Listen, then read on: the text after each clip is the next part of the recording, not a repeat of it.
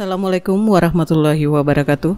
Apa kabar sahabat Uhuwah Islamiyah? Semoga tetap dalam lindungan Allah Subhanahu wa taala serta dilancarkan segala urusan-urusan kita. Pada video pembahasan kali ini, saya akan masih menanggapi Tante Sofiatul untuk season keduanya mengenai bukti penyaliban Yesus dari data-data dokumen non-Kristen. Dan untuk para pemirsa yang ingin mendukung atau mensupport kegiatan ESA, link saya sertakan di kolom deskripsi. Atas dukungan dan doanya, Esa mengucapkan banyak-banyak terima kasih. Semoga Allah membalasnya dengan berlipat-lipat. Amin. Nah, bagaimana videonya? Mari kita lihat dan tanggapi poin per poin. Check it out.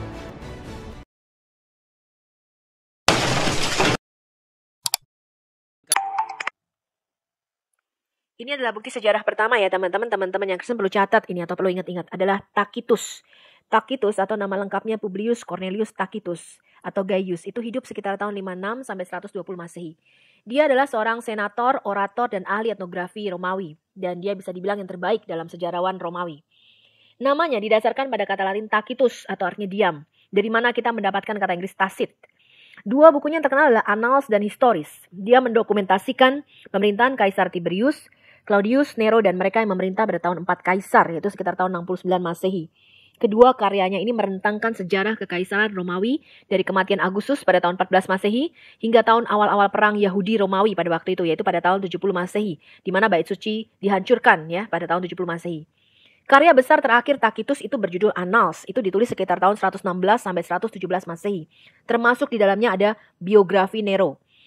Pada tahun 64 Masehi ketika terjadi kebakaran di kota Roma, Nero dicurigai secara rahasia memerintahkan pembakaran bagian kota di mana ia ingin melaksanakan proyek pembangunan. Ya sama kayak di Indonesia sekarang ya, kalau nggak mau pindah dibakar. Nah pada waktu itu, dia mencoba mengalihkan perhatian dan kesalahan ini kepada orang-orang Kristen. Jadi dia menuduh orang-orang Kristen lah yang menyebabkan kebakaran di Roma pada waktu itu. Dan ini adalah kesempatan bagi Tacitus untuk menyebut orang-orang Kristen yang sangat dia benci.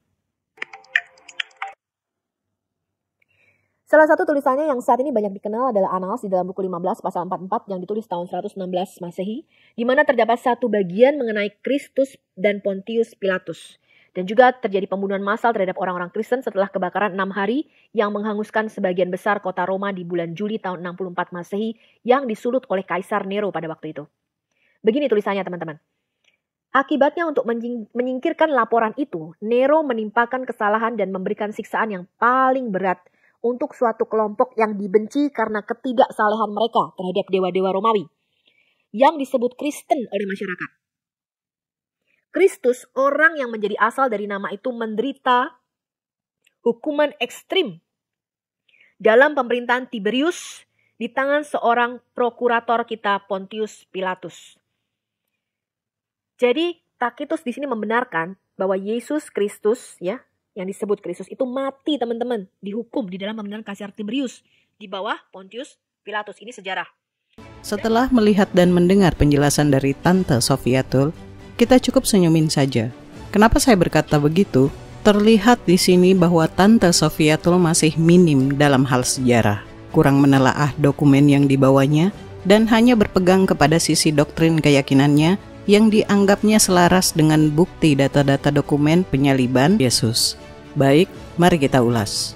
Bukti dokumen dari non-Kristen yang pertama yang ditampilkan Tante Sofiatul adalah Tacitus. Publius atau Gaius atau Cornelius Tacitus lahir pada tahun kurang lebih 56 sampai 117 Masehi, adalah seorang senator dan penulis sejarah kerajaan Romawi. Sejumlah tulisannya yang ditemukan termasuk dua karya besarnya, Annals dan Historis, meliput zaman pemerintahan Kaisar Romawi Tiberius, Claudius, Nero, dan pada zaman 4 Kaisar. Karya ini meliputi sejarah kerajaan Romawi mulai dari matinya Kaisar Agustus tahun 14 Masehi sampai kematian Kaisar Domitian tahun 96. Ia adalah sahabat pena Plinius yang muda. Baik, saya tambahkan catatan Tante Sofiatul ya, karena entah kenapa dia tidak mengutip hal ini, apakah sengaja atau tidak, entahlah. Salah satu tulisannya yang saat ini banyak dikenal adalah Annals, buku 15 pasal 44, yang ditulis tahun 116. Ada yang mengatakan 112 sampai 113 Masehi, ditulis 86 tahun setelah klaim penyaliban. di mana terdapat satu bagian mengenai Kristus, Pontius Pilatus, dan pembunuhan massal terhadap orang-orang Kristen setelah kebakaran 6 hari yang menghanguskan sebagian besar kota Roma di bulan Juli 64 Masehi yang disulut oleh Kaisar Nero. Baik, mari kita kritisi. Dari penjelasan di atas, jelas Tacitus lahir 26 tahun setelah klaim penyaliban Yesus dan menulis Annals 60 tahun setelah klaim penyaliban Yesus. Adapun karir jabatan Tacitus, yaitu menjadi pejabat di berbagai provinsi dari tahun 89 sampai 93 Masehi atau 59 sampai 63 tahun setelah klaim penyaliban, dan menjadi konsul Suffex tahun 97 saat menjadi senator atau 67 tahun setelah klaim penyaliban. Kemudian pada tahun 100 bersama sahabatnya Plinius yang muda, ia menjadi jaksa penuntut untuk Marius Priscus, prokonsul Afrika, dengan tuduhan korupsi. Priscus diputuskan bersalah dan dihukum ke pembuangan atau 70 tahun setelah klaim penyaliban. Di saat absen dari politik dan hukum, ia menyelesaikan 2 karya besarnya, Historis dan Annals. Pada tahun 112 atau 113 atau sekitar 82 sampai 83 tahun setelah klaim penyaliban, ia diangkat untuk jabatan tertinggi bagi orang sipil, yaitu gubernur Provinsi Romawi untuk Asia di sebelah barat Anatolia yang tercatat dalam prasasti di Milasa. Tacitus, waktu terjadi kebakaran Roma, berusia 7 tahun. Waktu dia menulis tentang Yesus, dia adalah gubernur Provinsi Asia dan sebagai anggota lingkar dalam Roma, bertentangan dengan data di atas, di mana disebutkan Tacitus menulis 2 karyanya ketika ia absen dari politik dan hukum. Setelah itu, baru menjadi gubernur. Nah, muncul pertanyaan lagi. Dari mana Tacitus mengetahui Yesus disalibkan di masa Pontius Pilatus? Kita cek lagi kutipannya. Disebut Kristen oleh masyarakat. Kristus, orang yang menjadi asal dari nama itu, menderita hukuman ekstrim dalam pemerintahan Tiberius di tangan seorang prokurator kita, Pontius Pilatus, dan tahayul yang sangat menyesatkan seperti telah diteliti saat ini. Menyebar lagi tidak hanya di Yudea. Sumber pertama kejahatan ini tetap juga di Roma, by Tacitus. Nah, pengetahuan Tacitus tentang Yesus hanya sepenggal pernyataan di atas. Ini menunjukkan Tacitus tidak memiliki sumber apapun tentang Yesus. Pengetahuannya tentang Yesus sangat-sangat minim. Jika ia mendapat sumber valid, niscaya ia akan menerangkan tentang Yesus lebih dari penggalan kalimat di atas. Ada 2 kemungkinan dari mana Tacitus mengetahui Kristus disalibkan di masa Pontius Pilatus. Yang pertama, Tacitus tinggal di Eropa yang menjadi wilayah Romawi dan dia juga pernah menjadi gubernur Asia. Pada masa akhir abad pertama Masehi, kekristenan Paulus dan gerejanya sudah berkembang di Turki hingga Roma, di Korintus, Kolose, Roma, dan seterusnya. Ia biasa mendengar umat Kristen Paulus mengulang-ulang klaim yang menjadi keyakinan mereka, yakin Yesus disalib di masa Pontius Pilatus, dan itu biasa didengar Tacitus. Maka ketika ia menulis Annals-nya tahun 116, ketika menjelaskan kebakaran Roma dan penganiayaan Kristen, dia mendeskripsikan pendiri aliran itu dari apa yang sering ia dengar tentang klaim Kristen disalib masa Pontius Pilatus. Nah, kedua, Tacitus mengetahui Yesus disalib dengan bukti-bukti dari non-Kristen. Tapi sayangnya sampai kini klaim itu tidak ada buktinya. Tidak ada satupun manuskrip arsip dari kantor-kantor kekaisaran Romawi kuno yang dapat kita temukan sampai saat ini untuk menguatkan bahwa pengetahuan Tacitus itu didapat dari sumber-sumber non-Kristen. Bahkan arsip pengadilan Pilatus bagi penyaliban Yesus pada kantor-kantor Romawi dan lainnya sudah dicari, tidak ditemukan. Nah loh, pada abad ke-19, seorang cendekiawan terkemuka, Rabbi Wise, mencari catatan-catatan pengadilan Pilatus yang masih ada untuk mencari bukti persidangan ini, tetapi dia tidak menemukan apapun. Dan jika klaimnya Tacitus mengambil kesaksian tentara Romawi dan Yahudi yang menyalib Yesus, itu pun lemah. Tidak ada bukti apapun tentang klaim itu. Kita tidak tahu kemana tentara Romawi dan Yahudi yang menyalib Yesus setelah itu. jika penyaliban itu memang ada. Dan Tacitus menulis Annals tahun 116 Masehi, rentang 86 tahun setelah klaim penyaliban. Dan saksi-saksi yang diklaim melihat penyaliban Yesus tidak pernah terekam sejarah manapun.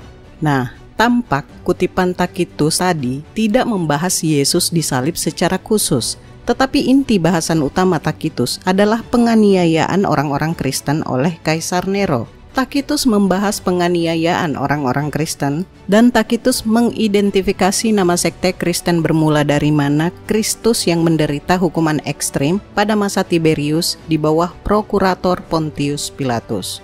Nah, sebetulnya mengenai kutipan Tacitus ini masih panjang ya, tapi biar saya simpan dulu sebagai ajian untuk menunggu sanggahan Tante Sofiatul atau mungkin apologet-apologet Kristen lainnya. Silahkan, monggo. Oke, lanjut lagi. Oke, ini adalah bukti kedua, yaitu Plinius Muda atau Pliny the Younger. Nah, bagi teman-teman yang belum pernah dengar nama Plinius Muda ini, sekarang Anda mulai hafalkan ya. Gaius Plinius Caecilius Secundus. Lahir sebagai Gaius Caecilius atau Gaius Secundus ya teman-teman, yang dikenal sebagai Plinius Muda. Dia adalah seorang pengacara, penulis dan hakim Romawi kuno. Ini sangat dekat dengan sejarah ya, karena dia hidup tahun 61 sampai 113 Masehi, sejaman dengan Tacitus tadi ya. Paman dan ayahnya Plinius tua atau Pliny the Elder membantu membesarkan dan mendidiknya. Plinius ini menulis ratusan surat teman-teman. Yang 247 diantaranya itu bernilai sejarah sangat tinggi. Disimpan di museum sekarang ini.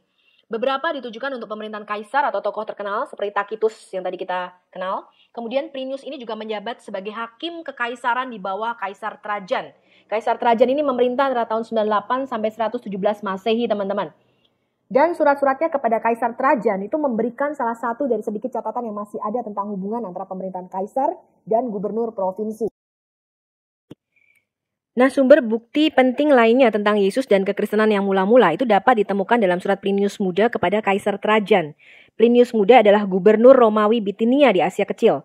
Dan dalam salah satu suratnya tertanggal sekitar tahun 112 Masehi, ia meminta saran Kaisar Trajan tentang cara yang tepat untuk melakukan proses hukuman terhadap mereka yang dituduh sebagai orang Kristen. Jadi Plinius Muda ini mengatakan dia perlu konsultasi dengan Kaisar tentang masalah ini, karena banyak sekali orang dari segala jenis usia, kelas, dan jenis kelamin yang dituduh beragama Kristen. Ini adalah surat Plinius Muda kepada Kaisar Trajan.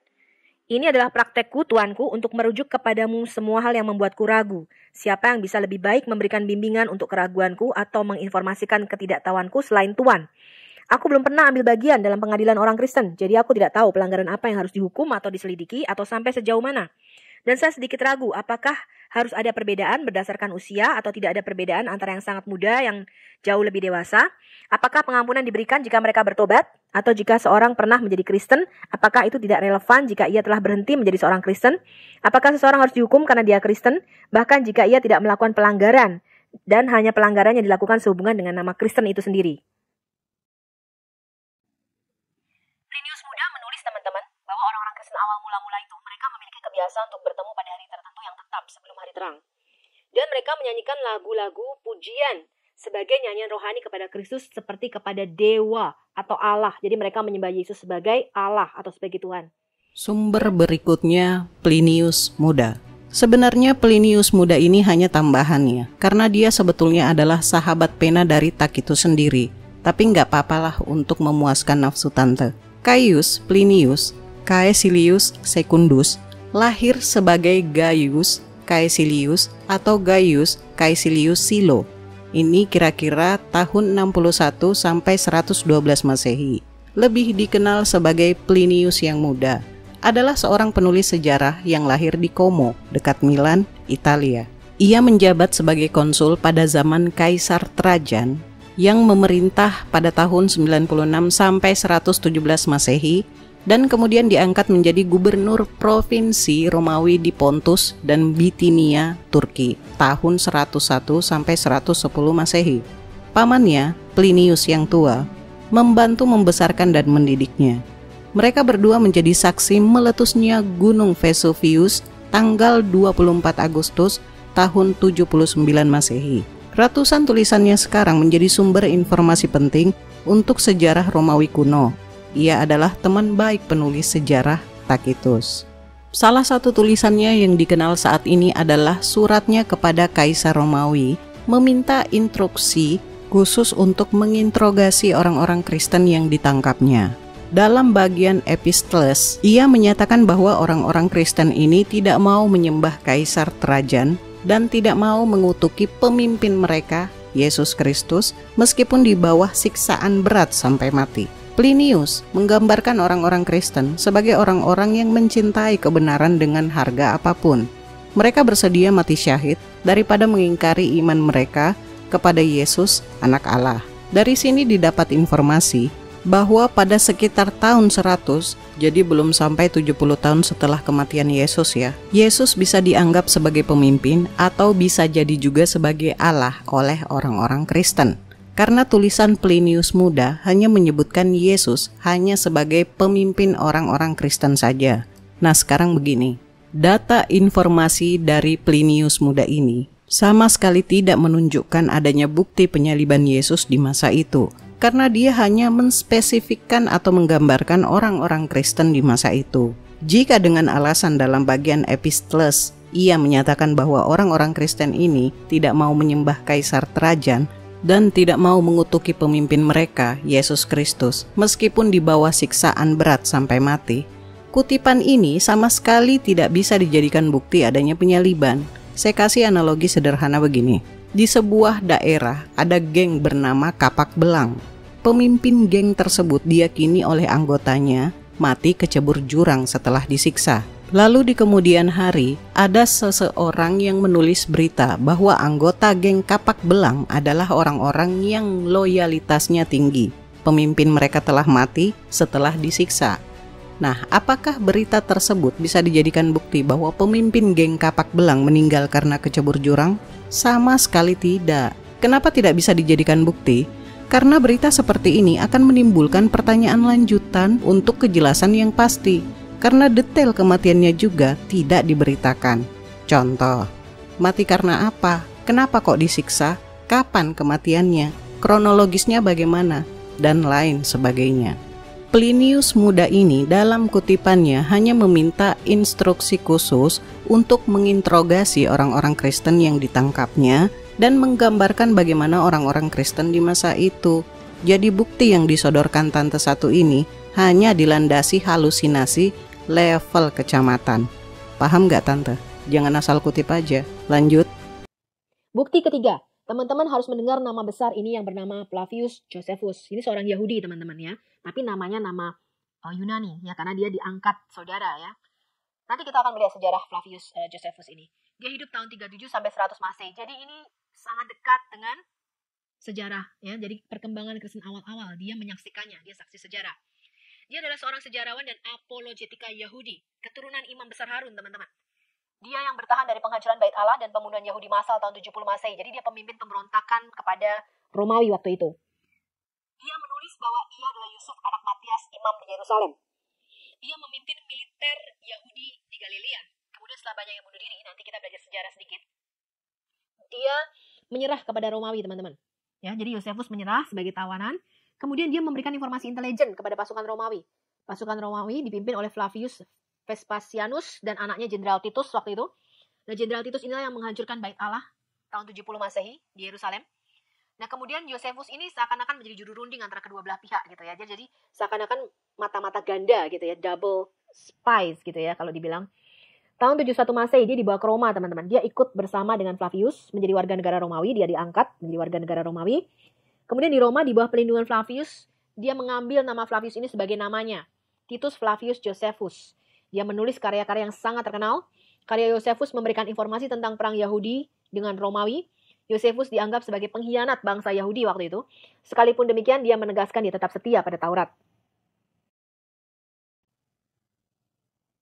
Nah, karya Josephus ini, teman-teman, itu menjadi rujukan sejarah di luar Alkitab.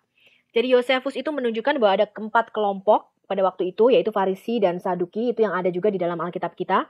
Kemudian kaum Zelot, ya, salah satu murid Yesus itu adalah Simon orang Zelot, yang nanti akan memimpin berbagai macam pemberontakan terhadap Romawi pada waktu itu ya.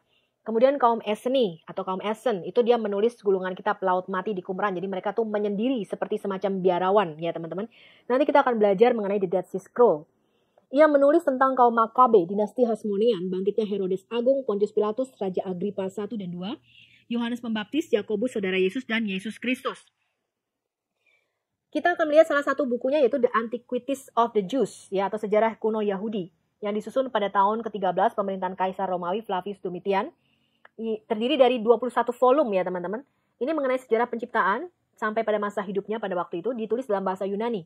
Dan dalam bukunya Perang Yahudi tidak ada referensi mengenai Yesus, tapi dalam bukunya Antiquities, ini sangat terkenal, dia menyebut 2 kali referensi mengenai Yesus Kristus.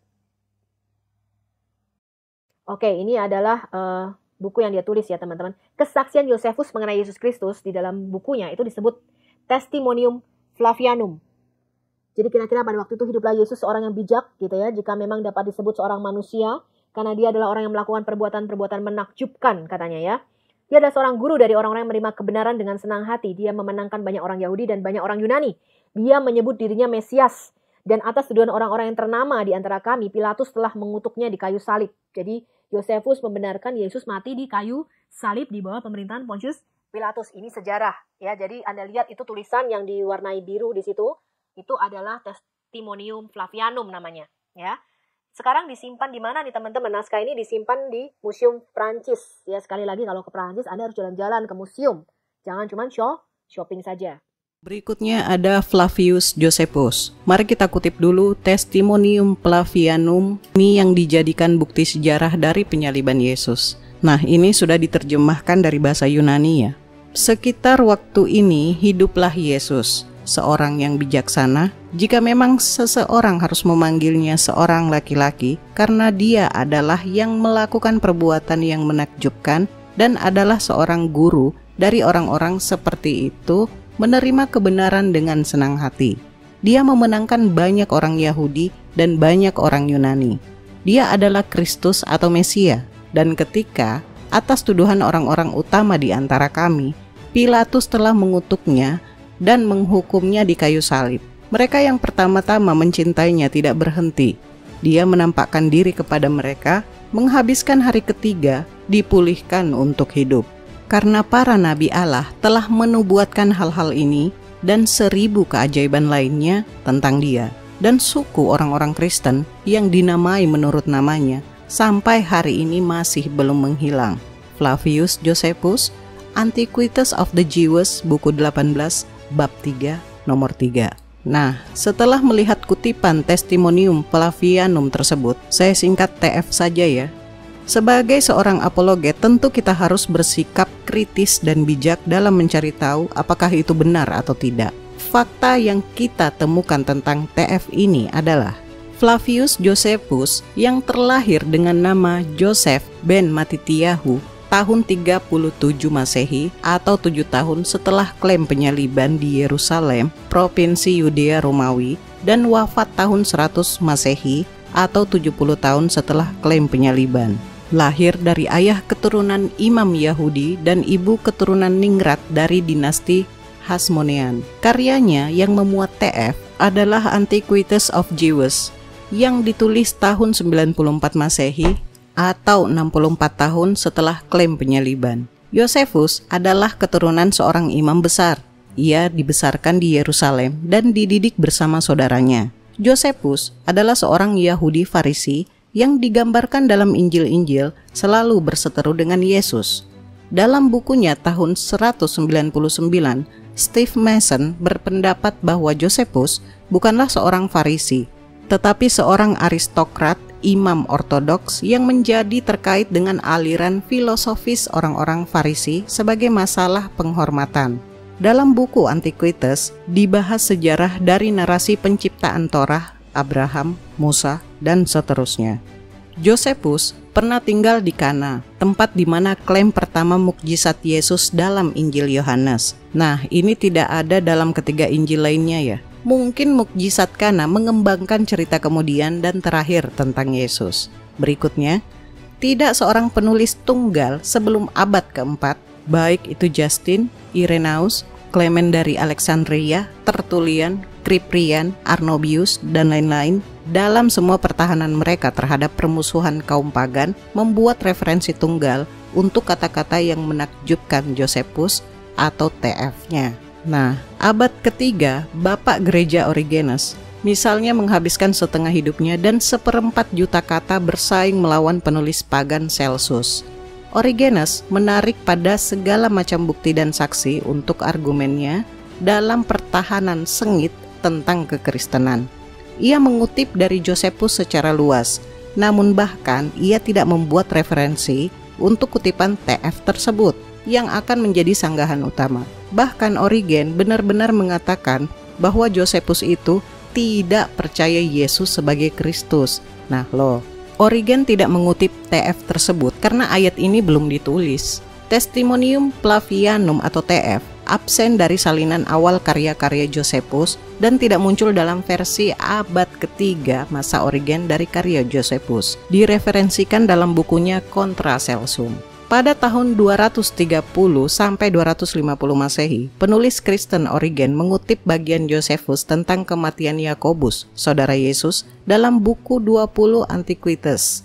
Tetapi menyatakan Josephus tidak percaya kepada Yesus dan tidak mengutip bagian TF dalam buku 18.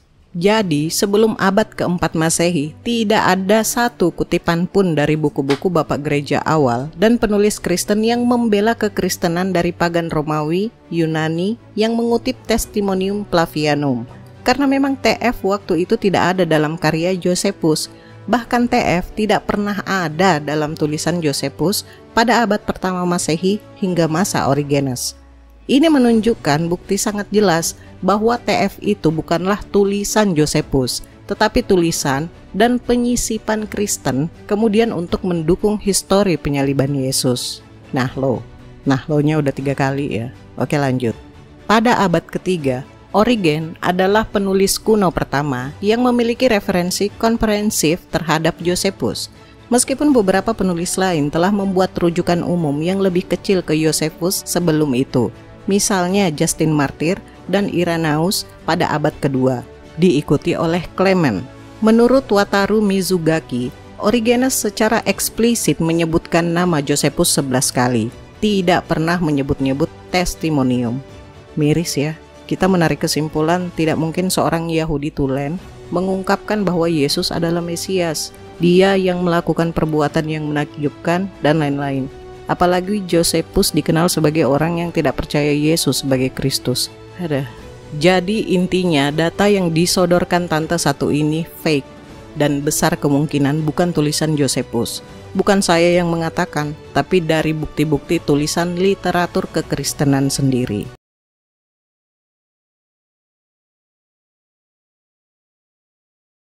Oke, ini adalah bukti keempat, yaitu dari Talmud Babilonia. Talmud itu adalah kumpulan komentar para rabi tentang kitab Taurat ya teman-teman ya. Hanya ada beberapa referensi yang jelas tentang Yesus dalam Talmud Babilonia. Kumpulan tulisan-tulisan para rabi Yahudi yang disusun antara sekitar tahun 70 sampai 500 Masehi. Dalam kerangka waktu ini, Talmud merupakan rujukan-rujukan awal kepada Yesus yang secara historis dapat diandalkan. Dalam Talmud, periode kompilasi paling awal itu terjadi antara tahun 70 sampai sekitar 200 Masehi. Jadi referensi paling signifikan kepada Yesus itu ditulis dari periode ini. Otoritas Kristen di Eropa, yaitu gereja-gereja di sana, umumnya tidak tahu mengenai kemungkinan adanya rujukan mengenai Yesus dalam Talmud sampai sekitar tahun 1236, ketika ada seorang yang pindah dari agama Yudaisme kepada Kristen. Namanya Nicholas Donin ya teman-teman. Nicholas Donin itu memaparkan 35 tuduhan resmi terhadap Talmud di hadapan Paus Gregorius IX. Jadi tuduhan ini dia tujukan kepada Rabbi Yehiel dari Paris tahun 1240. Mereka menyebutkan bahwa ada literatur rabbinik Yeshu adalah seorang murid dari Yoshua ben Perakeah.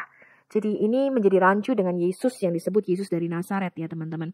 Kemudian dalam perselisihan juga antara gereja Kristen dengan agama Yahudi pada waktu itu, tua-tuanya ya teman-teman, di Barcelona, salah satu rabi yang terkenal, ini Rabbi Nachmanides ya, Rabbi Moshe Nachmanides, itu mengeluarkan juga poin yang sama. Rabbi Yakob ben Meir abad 12, Yehiel Helprin abad 17, dan Rabbi Yakob Emden abad 18 juga mendukung pandangan ini, bahwa Yesus itu adalah murid daripada Yoshua ben Perakeah. Nah, bagaimana sih pandangan rabi-rabi Yahudi ya terhadap Yesus di dalam Talmud atau di dalam komentar mereka? Ada beberapa bagian Talmud yang menyebutkan tentang Yesus. Dalam pandangan mereka, Yesus bukan tokoh agama yang penting, Kristen itu sekte yang tidak penting gitu ya. Jadi Yesus cuma disebutkan singkat saja. Bagian-bagian dalam Talmud Babilonia yang menyebutkan tentang kerabat Yesus ya. Yahudi itu membuat kisah sendiri teman-teman, membuat cerita fiksi sendiri tentang kelahiran Yesus. Sangat berbeda dengan Injil kanonik. Jadi versi Yahudi ini mengambil dari pemikiran seorang filsuf Yunani yang bernama Celsus. Jadi Celsus ini adalah seorang Yunani yang menentang kekristenan. Ya, dia mengkritik semua doktrin kekristenan. Nah, orang Yahudi tentu saja nggak suka sama Yesus, mengambil pemikiran ini, teman-teman. Mereka melewati beberapa versi Sefer Toledot Yeshua. Sefer itu artinya gulungan kitab, Toledot itu silsilah, ya. Jadi gulungan kitab, silsilah Yesus, ya. Disusun pada abad pertengahan. Mereka mengatakan demikian teman-teman, Yesus itu anak haram, tidak dilahirkan dari ibu yang masih perawan, tapi dari hubungan yang tidak senonoh antara Maryam dengan seorang prajurit bernama Yosef Pandera katanya. Lanjut, berikutnya Talmud Babilonia. Talmud Babilonia dalam beberapa kasus mencakup kemungkinan referensi kepada Yesus menggunakan istilah Yesu, Yesu Hanotsri, Ben Stada, dan Ben Pandera.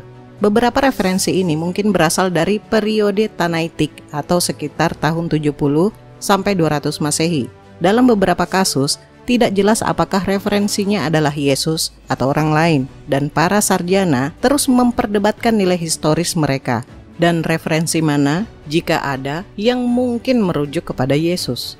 Robert Van Voorst menyatakan bahwa kelangkaan referensi Yahudi tentang Yesus tidak mengherankan, mengingat bahwa Yesus bukanlah isu yang menonjol bagi orang Yahudi selama abad pertama, atau dengan kata lain si Yesus ini nggak dianggap istimewa oleh Yahudi. Dan setelah kehancuran yang disebabkan oleh pengepungan Yerusalem pada tahun 70, para sarjana Yahudi berfokus pada pelestarian Yudaisme itu sendiri, daripada memberi banyak perhatian pada kekristenan. Robert Eisenman berpendapat bahwa derivasi Yesus dari Nazaret dari Hanotsri tidak mungkin berdasarkan etimologis, karena lebih menyarankan orang Nazir daripada orang Nazaret.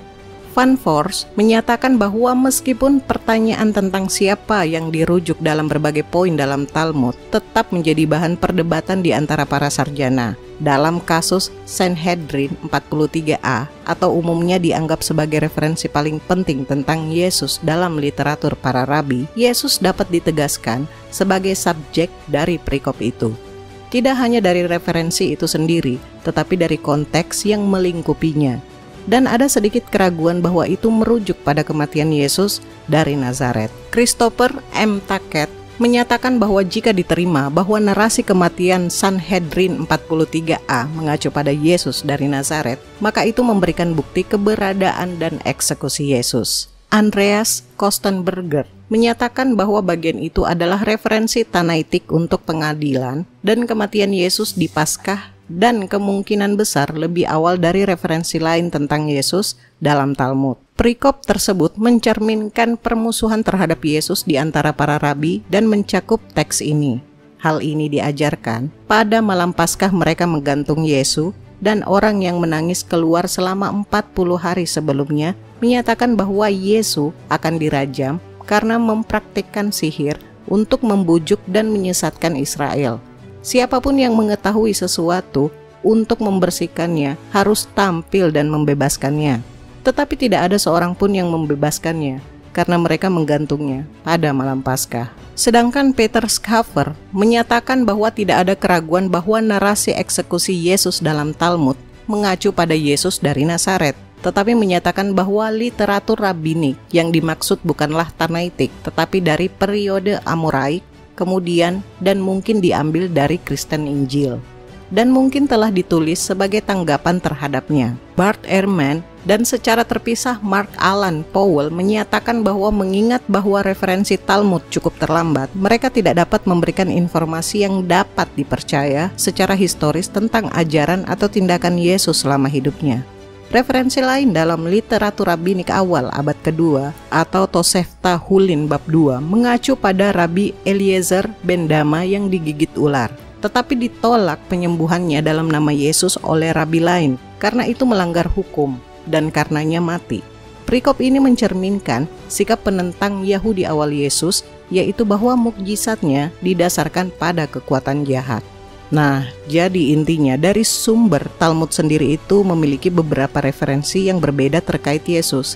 Tetapi pada dasarnya isi Talmud ini tidak menyangkal keberadaan Yesus. Jadi tidak ada kekhususan tentang peristiwa penyaliban Yesus dalam Talmud Babilonia ini selain menganggap Yesus negatif.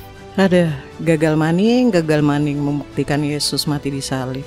Oke, lanjut lagi. Ini adalah bukti kelima teman-teman, Lucian dari Samosata. Ya, teman-teman Kristen perlu catat ini ya. Lucian ini adalah orang Syria, hidup sekitar tahun 115 sampai 200 Masehi. Dia seorang penulis novel yang satir, suka menyindir kehidupan orang.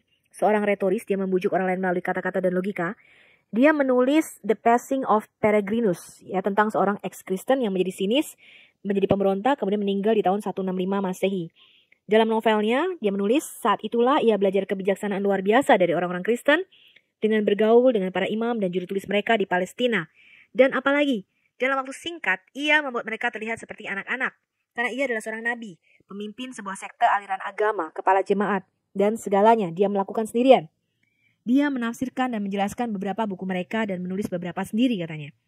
Mereka memuja dia sebagai Allah, menetapkan dia sebagai pemberi hukum, dan menetapkannya sebagai pelindung untuk memastikan orang-orang lain yang masih menyembahnya, pria yang disalibkan di Palestina karena ia memperkenalkan kultus baru ini ke dunia.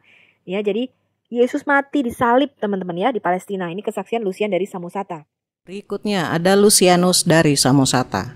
Lucianus dari Samosata, seorang satiris Yunani yang sangat terkenal pada abad kedua Masehi.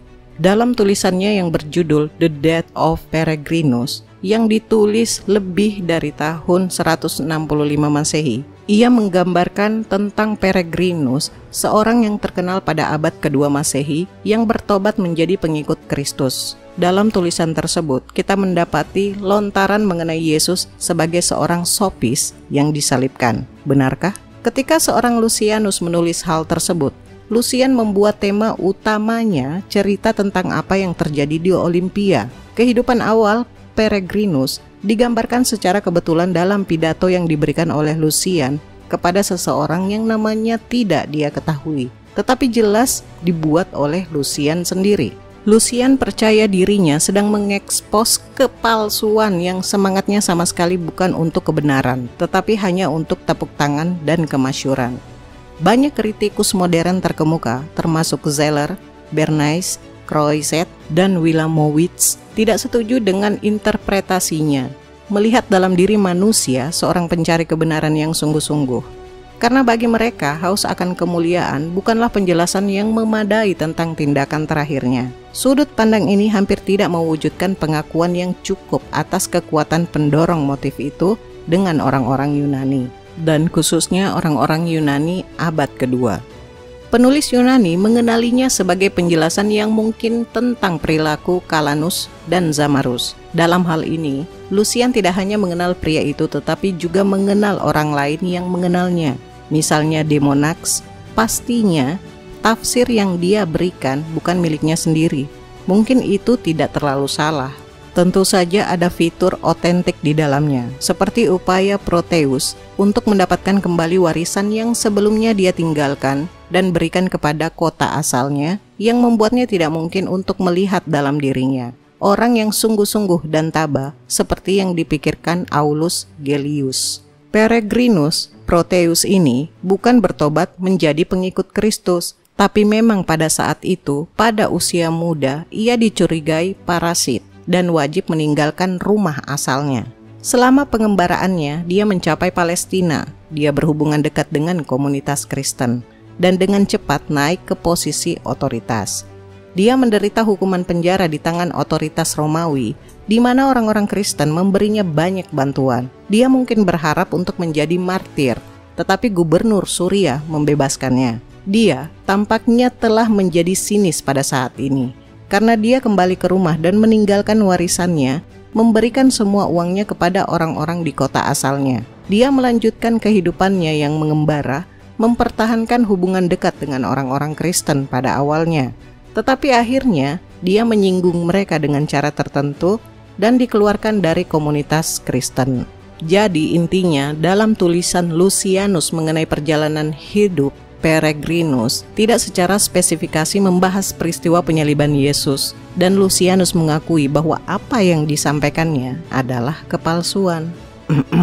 Nah loh, overall, sebetulnya masih ada beberapa data dokumen dari non-Kristen yang diambil oleh para apologet Kristen ini yang dijadikan bukti penyaliban Yesus. Insya Allah di lain waktu lagi kita akan membahasnya. Berhubung juga durasi udah lumayan panjang ya.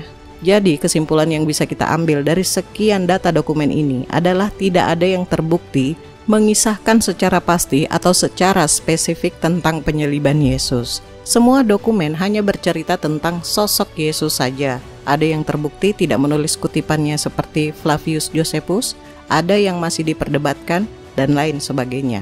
Justru malah Al-Quran yang kalian anggap keliru itu malah membenarkan adanya peristiwa penyaliban. Yang berbeda hanyalah dari segi teologi atau kepercayaan tentang sosok yang disalibkan. Entah itu bakul cilok Yerusalem atau tukang pungut kardus Bethlehem. Al-Quran gak ngambil pusing, yang pasti bukan Isa ibnu Maryam, Rasulullah. Jika dari data dokumen non-Kristen membenarkan tentang sosok Yesus, apa bedanya dengan Al-Quran yang juga membenarkan tentang sosok Nabi Isa atau Yesus? Sadar gak sih? Tetap semangat belajarnya ya Tante, dan lebih telaah lagi. Jangan mengambil sumber yang menjadi polemik hanya karena pembenaran untuk doktrin keyakinan Anda. Saya rasa cukup ya, dan nasihat untuk kali ini adalah kafir bodoh itu kayak headset murahan. Gak ada noise cancellation buat nutupin omongannya yang gak berguna. Akhirul kalam, semoga ada hikmah dan pembelajaran yang bisa kita petik. Kurang lebihnya mohon dimaafkan. Akhir kata, Maha benar Allah dengan segala firman-Nya. Allahumma salli ala Sayyidina Muhammad. Wassalamualaikum warahmatullahi wabarakatuh.